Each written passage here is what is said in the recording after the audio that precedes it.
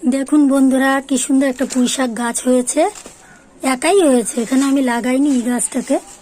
হয়ে দেখুন কতটা লম্বা হয়ে এতটা উঠেছে। দেখুন, আজকে এই ডালটাকে কাটবো, কেটে রান্না করব।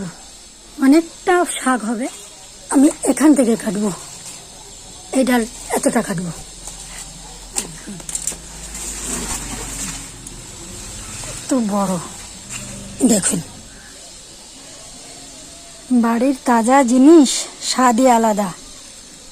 এই পুঁইশাকটা খেতে ভীষণ ভালো লাগে। বাড়ির পুঁইশাক খুব টেস্ট হয়, বিনা সার বিনা যত্নেই দেখুন কতটা ভালো হয়েছে গাছটা।